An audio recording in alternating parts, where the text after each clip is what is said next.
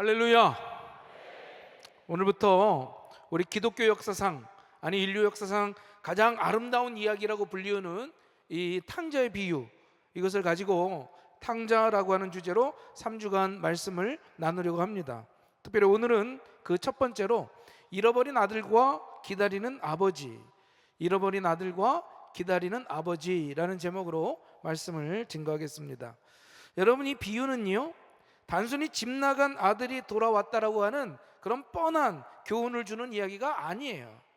하나님의 아들이신 예수 그리스도께서 친히 입을 열어, 야, 너희가 오해하고 있는 내 아버지의 진짜 마음, 진짜의 모습이 어떤 건지 아냐? 이렇게 온 우주를 향하여 선포하신 위대한 사랑의 선언이라고 하는 거예요. 예수님께서 이 비유의 말씀을 하신 배경이 이렇습니다.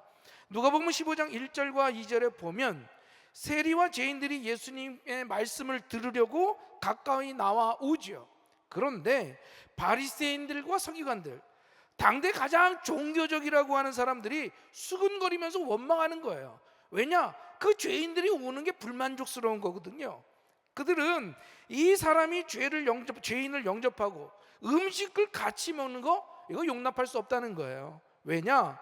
그들이 만들어 놓은 그 종교적인 틀 안에서 하나님은 어떤 모습이었느냐? 율법을 잘 지키는 자에게는 상을 주고, 율법을 어기는 자에게는 가차없이 벌을 내리는 아주 무섭고 엄격한 분이었기 때문에 이 죄인들이 와서 예수님과 같이 이야기를 나누고 말씀을 듣고 밥을 먹고 하는 이 부분들이 마음에 들지 않았어요. 그런데 오늘날에도 이렇게 하나님을 철저히 오해한 사람들이 많이 있다는 거예요. 수많은 사람들이 하나님을 오해해서 내가 헌금을 좀 덜하고 봉사를 좀 못하면 하나님이 날 치시는 건 아닐까? 혹은 내가 이렇게 죽을 병에 걸리고 죽을 지경이 되어 있는 것이 하나님이 날 저주하시는 것 아닌가? 사람들은 자기가 만들어 놓은 어떤 종교적인 틀 안에서 이렇게 괴로워하고 힘들어하고 있더라는 거예요. 그래서 예수님께서 십자가를 지시고 부활하시는 위대한 구원의 사역을 하셨을 뿐만 아니라 그분의 공생의 기간 동안에 너무나도 중요한 미션 하나를 더 수행하셨어요. 그건 바로 하나님 아버지에 대한 오해를 좀 풀어주신 거죠. 하나님이 진짜 어떤 분이신지, 바라기는 오늘 말씀을 통해서 우리를 향한, 그리고 잃어버린 자들을 향한 아버지의 그 마음의 소리를 듣는 저와 여러분이 될 수 있기를 주님의 이름으로 축원합니다. 자, 첫 번째로 우리는 모두 누군가의 탕자이거나 탕자를 품은 자라고 하는 거예요. 다시 말씀드립니다. 우리는 모두 누군가의 탕자이거나 탕자를 품은 자다라고 하는 거죠. 여러분, 누가복음 15장에 등장하는 이 탕자의 이름으로 혹시 아십니까? 성경 어디를 봐도 이 둘째 아들의 이름은 나오지 않아요. 그저 어떤 사람에게 두 아들이 있었는데 그중 둘째 아들이라고만 얘기를 하고 있죠. 왜 예수님께서 이 이름을 구체적으로 말하지 않았을까? 이것이 단순한 비유이기 때문일 수도 있지만 영적으로 보면 되게 깊은 의미가 그 안에 있다는 거예요. 그 이름이 비어 있었기 때문에 우리 모두가 그 자리에 나의 사랑하는 사람의 이름을 넣을 수가 있다라고 하는 거죠. 이 자리에 많은 부모님들이 앉아 계실 겁니다. 여러분들에게는 정말 기도할 때마다 눈물이 왈칵 쏟아지는 그 이름이 하나 있지 않습니까? 어릴 때는 엄마 손을 잡고 교회에 잘 나왔다가 어느샌가 머리가 커지고 자라나서 세상을 향해 그냥 나가버렸어요. 아들이 또 딸이 나 이제 예수님 안 믿어 라는 충격적인 고백과 함께 세상으로 나가버린 거죠.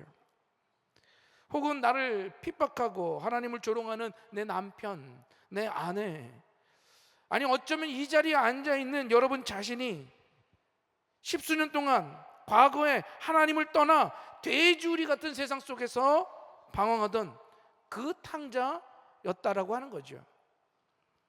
그러므로 이 비유는요, 남의 이야기 아닌 것이에요. 바로 우리들의 이야기입니다. 예수님께서 이 비유를 통해서 우리에게 던지시는 그 첫 번째 메시지가 이거예요. 교회의 가장 큰 우선순위는 바로 이 탕자들을 향해 있어야 한다라고 하는 거죠. 교회는 다른 곳이 아닙니다. 탕자들을 향해 두 팔 벌려 있는 곳이 교회인 줄로 믿습니다. 바리새인들은요, 자기 자신들끼리 모여서 율법을 논하고 의로움을 자랑하는 그저 자기들만의 리그를 원했을지 모르지만, 예수님은요 잃어버린 자들에게 집중하셨다라는 거예요. 교회는 이미 구원받은 사람들끼리 모여서 안락하게 즐기는 영적 동아리가 아닌 것입니다. 교회는 병원이에요. 상처받고 냄새나고 죄악으로 얼룩진 탕자들이 언제든지 문을 열고 들어올 수 있도록 문턱을 낮추고 그들을 기다려야 할 줄로 믿습니다. 여러분, 그러므로 기억하세요. 우리가 직장에서 혹은 이웃에서 만나는 그 수많은 불신자들을 여러분 가볍게 여기시면 안 돼요. 그들은 누군가 밤을 새워가며 눈물로 기도하고 있는 그 어떤 누군가의 탕자일 수 있다라는 거죠. 하나님, 내 아들이 타지에 나가 있습니다. 하나님, 내 딸이 하나님을 모르는 사람들과 어울리며 방황하고 있습니다. 주님, 그 누군가를 좀 보내주셔서 내 아이에게 복음을 전하게 해주시고 주님의 사랑을 알게 하여 주시옵소서. 누군가의 부모가 이렇게 찢어지는 가슴으로 그렇게 기도하고 있다면, 오늘 여러분 곁에 있는 그 불신자가 바로 그 기도의 응답으로 여러분에게 맡겨진 영혼일 수 있다라는 거죠. 그러므로 우리는 그들을 향해 그리스도의 손과 발이 되어야 할 줄로 믿습니다. 두 번째로, 하나님의 사랑은 문을 열어두지만 떠나는 것을 억지로 막지 않으신다라는 거예요. 오늘 본문 말씀 12절 한번 말씀을 보세요. 둘째 아들이 아버지에게 아주 당돌하게 요구하죠. 다 같이 읽어볼까요? 시작. 내게 돌아올 분깃을, 아버지 그 유산 남겨줄 거 미리 나한테 좀 주십시오 라고 얘기하는 거예요. 고대 근동의 문화에서 아버지가 시퍼렇게 살아있는데 유산을 달라고 하는 것은요, 그건 아버지는 나에게 있어서 죽은 사람입니다. 나는 아버지가 빨리 죽었으면 좋겠습니다. 아버지의 존재는 필요 없고 그 돈만 주십시오 라고 하는 아주 극악무도한 폐륜이라는 거죠. 그런데 여러분, 이 12절 하반절의 말씀이 더 기가 막히더라는 거예요. 아버지가 그 살림을 각각 나눠 주었대요. 아니, 이런 자식이라면 아버지가 패서라도, 이놈의 자식이 정신머리가 없이 패서라도 들어앉혀야 되지 않습니까? 그런데 그러지 않았어요. 왜요? 아버지가 힘이 없었어요? 아니요, 오히려 더 사랑하셨기 때문인 거예요. 우리가 가족 중에 탕자를 둔 분들은 종종 스스로 자책하며 이럴 때가 있어요. 내가 뭘 잘못했길래 우리 아들이, 우리 딸이 하나님을 떠났을까? 내가 혹시 더 사랑해 주지 못해서 그런 걸까? 내가 그때 그 말만 하지 않았어도 우리 아들이 떠나지 않았던 건 아닐까 하며 자책하더라는 거예요. 그런데 여러분, 자책하지 마세요. 그건 사탄이 주는 거짓된 정죄감이더라는 거예요. 요한복음 3장 16절에 뭐라고 말씀하십니까? 하나님이 세상을 이처럼 사랑하사 독생자를 주셨대요. 하나님께서 이 세상을 완벽하게 사랑하셨어요. 그런데 그 다음 3장 19절에 이런 말이 나옵니다. 빛이 세상에 왔으되 사람들이 자기의 행위가 악함으로 빛보다 어둠을 더 사랑했다. 아니, 하나님의 완벽하고 흠없는 사랑조차도 사람들이 어둠을 선택하는 것을 막지 못했다라는 거예요. 왜 그랬을까요? 인격적인 사랑은 자유의지를 침해하지 않기 때문에 그런 거예요. 우리에게 자유의지를 주셨는데 그것을 막아버리고 야, 너 떠나지 마 라고 우격다짐으로 하지 않더라는 거죠. 13절에 보니까 아들이 먼 나라로 나가서 허랑방탕하여 재산을 다 낭비했대요. 여기 낭비하다, 허비하다라고 번역된 헬라어 원어가 디아스코르피조라고 합니다. 니아스 코르피주. 이건 단순히 돈을 쓰는 그런 모습이 아니라 곡식을 키질할 때 알곡을 모으고 쭉정이는 막 다 흩어지듯이 사방으로 막 흐트러 버리는 것, 완전히 산산조각 내는 것, 이걸 말해주고 있어요. 다시 말해 이 탕자는요, 아버지의 돈만 흐트러 버린 것이 아니라 자신의 존엄성, 하나님의 형상으로서 이 가치, 이 영적인 축복, 이 모든 것을 어둠의 세상에 던져 버렸다라고 하는 거예요. 여러분, 어둠이라고 하는 것은요, 단순한 윤리적인 타락만을 얘기하는 것이 아닙니다. 누군가를 향한 지독한 원망과 분노를 품고 사는 것, 이것도 어둠이에요. 혹은 어떤 중독에 빠져서 헤어나지 못하는 것, 이것도 어둠이라는 거예요. 아니, 내가 이렇게 아플 때 하나님 어디 계셨습니까? 하며 하나님을 원망하는 것도 어둠이라는 거죠. 뿐만 아니라 세상의 쾌락이 하나님보다 더 나를 만족시켜 줄 것이라고 하는 그 새빨간 마귀의 거짓말에 속아 넘어가는 것도 어둠이라는 거예요. 그러므로 여러분, 기억하세요. 여러분의 사랑이 부족해서 그들이 떠난 게 아닌 것이에요. 그들의 육신이 십자가에 못 박히지 못했고 어둠을 사랑하는 그 죄성이 그를 먼 나라로 끌어갔다라고 하는 사실인 거죠. 그러니 여러분, 자책하지 말고 우리 아버지가 하셨던 것처럼 문을 활짝 열어두고 끝까지 사랑하며 기다리는 저와 여러분이 되기를 주님의 이름으로 축원합니다. 세 번째로, 모든 탕자에게는 반드시 돼지우리의 시간이 필요하다라는 거예요. 여러분, 14절을 우리 함께 한번 읽어볼까요? 시작. 다 없앤 후 가비로 궁핍한지라. 아니, 가진 것을 다 탕진하자마자 잔인하게도 그 땅에 흉년이 들었어요. 이 아들이 먹고 살기 위해서 그 땅의 백성에게 붙어 살죠. 그가 맡은 일은요, 돼지를 치우는, 돼지를 키우는 일이었다는 거예요. 그런데 여러분, 이 비유를 처음 들은 유대인들의 표정을 한번 생각해 보셨을까요? 상상이 가십니까? 레위기 11장에 보면 유대인들에게 있어서 이 돼지는요, 가장 가증하고 부정한 짐승이었다고요. 만지지도 말고 먹지도 말아야 되는 아주 혐오스러운 짐승이었다는 거예요. 그런데 명색이 유대인의 아들이, 그 언약 백성이 이방인의 돼지를 치고 있어요. 심지어 배가 고파서 돼지감 없는 쥐염 열매조차도 먹을 수가 없는 상태예요.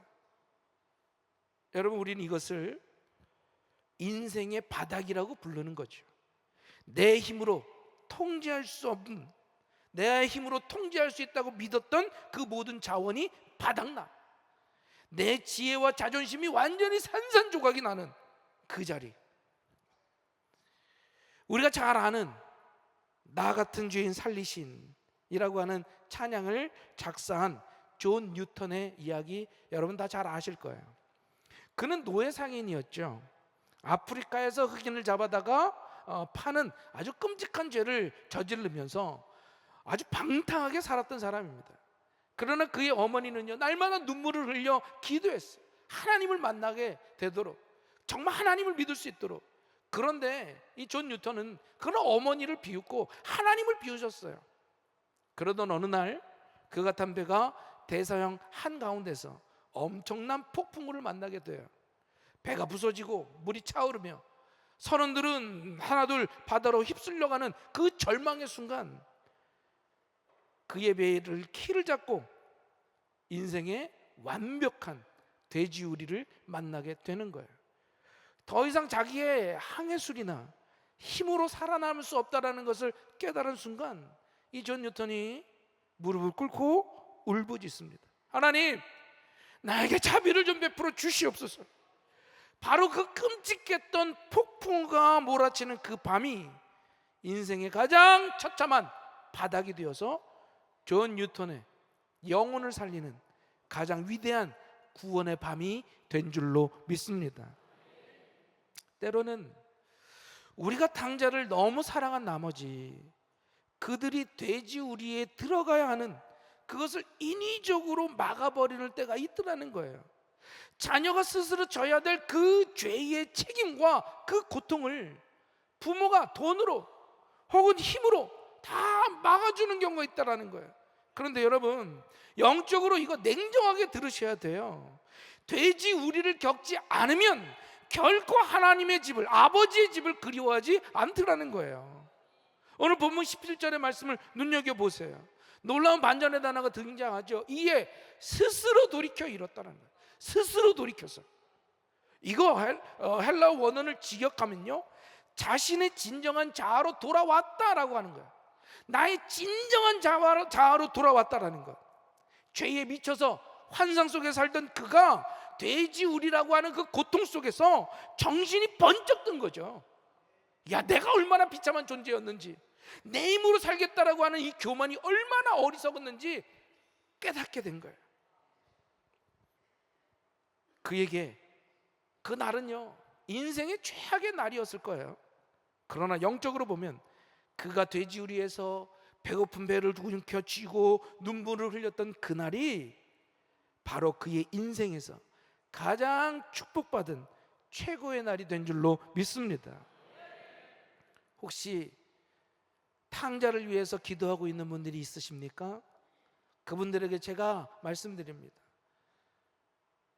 여러분, 기도할 때 주님, 내 남편이, 내 아내가, 내 자녀가 고통을 겪지 않게 해주시옵소서 라고 기도하는 것에서 한 걸음 더 나가셔야 돼요. 여러분, 눈물을 머금고 이런 기도해야 됩니다. 주님, 무슨 수를 써서라도 제발 저 영혼이 깨어날 수만 있다면, 세상에 바닥을 치는 한이 있어도 하나님 주님을 만나게 해 주시옵소서, 하나님을 알게 해 주시옵소서. 바로 이 기도가 탕자를 살려내는 진짜 생명의 기도가 되는 줄로 믿습니다. 마지막 네 번째로, 아버지를 정확히 볼 때 탕자는 집으로 돌아온다라는 거예요. 그가 스스로 돌이켜서 했던 고백이 무엇입니까? 오늘 17절부터 19절의 말씀이에요. 함께 같이 읽어봅시다. 시작.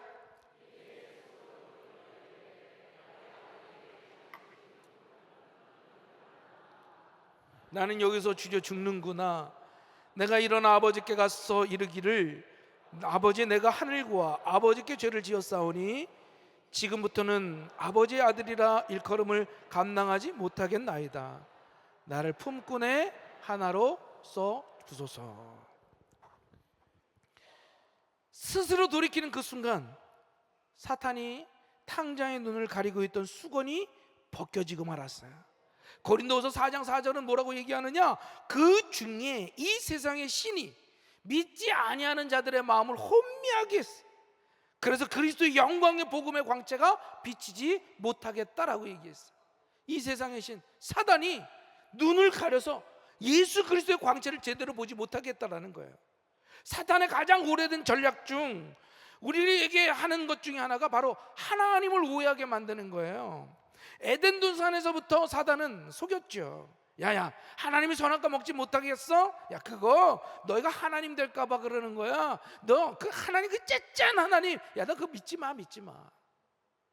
탕자도 속았죠. 아버지의 집은 나를 옥매는 감옥이야. 아버지의 간섭에서 벗어나야 진짜 자유롭고 행복할 수가 있어.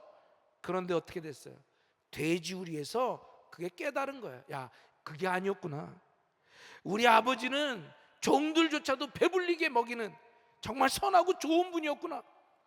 우리 아버지는 나를 해치는 폭군이 아니라 나를 살리시는 진짜 아버지였구나.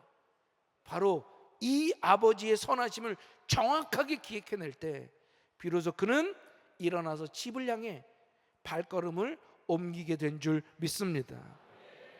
그리고 오늘 이 비유의 절정 20절의 말씀이 시작되는 거예요. 우리 다 같이 큰 목소리를 읽어봅시다. 시작. 아직도 거리가 먼데 아버지가 그를 보고 측은히 여겨 달려가 목을 안고 입을 맞추니. 여러분, 이 짧은 구절 안에 기독교의 복음의 진수가 가득 담겨 있는 거예요. 당시 이스라엘 마을에는 케자자라고 하는 무서운 습관이, 그 관습이 하나 있었어요. 유대인의 공동체의 율법을 어기거나 이방인에게 재산을 탕진하고 돌아오는 자가 있으면 마을 사람들이 큰 항아리를 가져와서 그 사람 앞에서 깨트려 버립니다. 그래서 얘기를 하는 거야. 야, 너는 이제 우리 마을과 이 항아리처럼 영원히 관계가 깨졌어. 우린 너를 버릴 거야. 너를 받아들이지 않아. 그리고 돌을 던져서 쫓아내거나 아니면 죽였다라는 거야. 아버지가 이 법을 알고 있었을까요? 그렇죠, 알고 있었습니다. 아들이 말을 어기에 나타나 마을 사람들에게 발각되면 돌에 맞아 죽을 수도 있다는 걸 알았어요. 그래서 아버지는요, 아들이 떠난 그 직후부터 단 하루도 쉬지 않고 마을 어귀에서 아들을 기다리고 있었다는 거예요. 아직도 거리가 먼데 아버지가 그 아들을 알아봤어요. 어떻게 단번에 알아볼 수 있었어요? 매일 기다렸기 때문에 그런 거예요. 매일. 이제나 저제나 올까? 우리 아들이 다시 돌아올까? 그거 보고 있었던 거예요. 그래서 아들을 발견하자마자 달려갔다라고 성경은 얘기하죠. 여러분, 1세기 중동 사회에서는요, 지위가 있는 나이든 족장이 절대로 뛰어다니면 안 됐어요. 왜냐? 뛰면 그 거추장스러운 겉옷자락을 들어야 됐고, 그럼 맨살 허벅지가 드러나기 때문에 이 모습은 당시 문화의 수치와 모욕을 자초하는 행위였다라는 거야. 저거. 그러나 아버지는요, 마을 사람들이 아들을 향해 돌을 던지기 전에 자신이 먼저 아들을 덮어 보호해 준 거예요. 체면도 권위도 다 버리고 옷자락을 벗어서 흙먼지를 일으키며 아들에게 전속력으로 달려간 거예요. 그래서 아들이 받아야 될 수치를 이 아버지가 대신 뒤집어 쓰신 거라는 거죠. 여러분, 바로 이것이 예수 그리스도의 십자가 아닙니까? 우리가 맞아야 될 정죄의 돌을 흠없고 죄 없으신 예수님의, 하나님의 아들이 십자가에서 대신 맞아주셨다라는 거예요. 그리고 자신의 의의 옷을 벗어 우리를 덮어 수치를 가려 주신 줄로 믿습니다. 미국의 문호 어니스트 해밍웨이가 쓴 단편 소설 중에 이런 이야기가 있어요. 스페인 마드리드에 사는 한 아버지가 아들과 심하게 다투었어요. 아들이 화가 나서 가출을 했죠. 그런데 아버지가 이 아들을 찾으려고 애를 썼습니다. 아무리 찾아도 보이지가 않았어요. 그래서 아버지는 마드리드 지역 신문 광고란에 이렇게 짧은 글을 실었습니다. 이 아들의 이름이 파코예요. 파코야, 화요일 정오에 몬타나 호텔 앞에서 만나자. 아빠가 모든 것을 용서한다. 아빠가. 화요일 정오 아버지가 호텔 앞에 나갔을 때 과연 어떤 일이 일어났을까요? 놀랍게도 그 호텔 앞에는 집을 나온 수백 명의 파코의 이름을 가진 소년들이 아빠의 용서를 기다리며 눈물을 흘리고 있었다라고 하는 거예요. 이제 말씀을 마치려고 해요. 교회는 아버지의 집입니다. 탕자들이 세상에서 방황하다가 자기의 영혼이 찢기고 상할 대로 상했을 때 가장 먼저 눈에 들어와 바라봐야 할 곳, 바로 이곳이 되어야 할 줄로 믿습니다. 그런데 안타깝게도 때때로 우리는 바리새인들처럼 정죄의 돌을 다 들고 서 있을 때가 있어요. 세상에 냄새나는 모습으로 들어오는 자들을 보며 눈살 찌푸리고 교회가 내 입맛에 맞지 않는다고 비판하고 불평하는 소리를 낼 때가 얼마나 많이 있어요. 우리는 그런 비판적인 태도와 차가운 시선이 돌아오려고 하는 탕자들의 발걸음을 다시 돌려버리는 사탄의 도구로 쓸 수 있다는 사실을 두렵게 여겨야 된다는 거예요. 교회는 탕자가 돌아왔을 때 가장 먼저 좋은 옷을 입히고 가락지를 끼우며 살진 송아지를 잡아 잔치를 베푸는 곳이 되어야 할 줄로 믿습니다. 사랑하는 성도 여러분, 여러분의 삶의 자리를 한번 뒤돌아보세요. 혹시 아직도 돼지우리 속에서 허덕이면서도 자존심 때문에 아버지의 집을 향해 발걸음을 떼지 못하고 있는 분 혹시 없습니까? 오늘 여러분을 향해 체면도 다 버리고 달려오시는 그 아버지의 품, 그 십자가의 은혜 속에 뛰어들기를 바랍니다. 그리고 가정에 또 일터에 눈물로 기도하고 있는 탕자가 있으십니까? 그 탕자가 여러분의 품에 있습니까? 여러분 절대로 포기하지 마세요. 하나님은 지금도 그들을 위해 일하고 계시는 줄로 믿습니다. 비록 그들이 지금 대주리 같은 곳에 있을지라도 여러분 그게 끝이 아니에요. 스스로 돌이켜서 아버지의 품을 기억하는 그 영광스러운 순간을 주님께서는 반드시 허락하실 줄로 믿습니다. 바라기는 우리 교회가, 그리고 저와 여러분이 이 탕자를 향해 늘 대문을 활짝 열어두고 십자가의 그 사랑으로 그들을 부둥켜 안는 영광스러운 아버지의 손과 발이 다 되는 저와 여러분이 되기를 예수 그리스도의 이름으로 축원합니다. 예수 그리스도의 이름으로 축원합니다. 오늘 말씀 생각하면서 찬양하고 함께 기도했으면 좋겠습니다.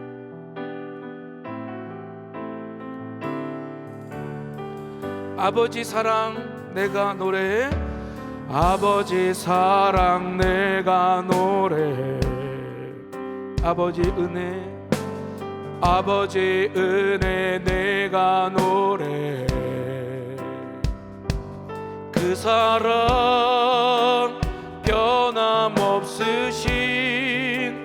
거짓 없으신 신실하신 그 사랑, 상한 갈 때 꺾지 않으시니, 꺼져가는 등불 끄지 않는 그 사랑 변함없으신, 거짓 없으신 성실하신 그 사랑,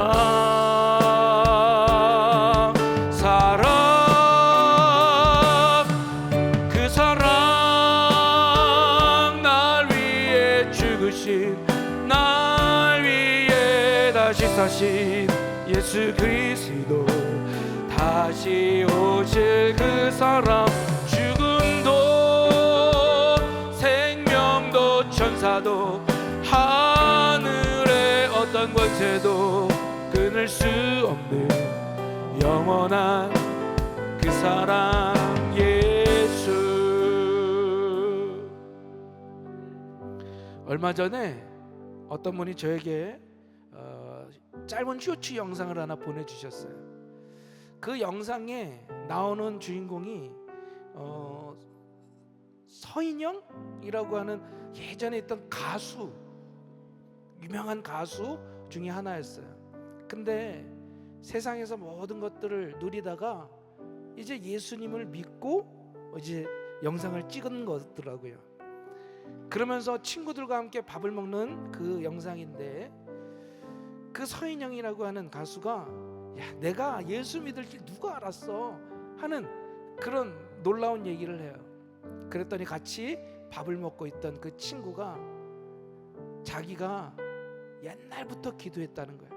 너의 구원을 위해서 네가 예수 믿기를 정말 옛날부터 기도했다라는 거예요.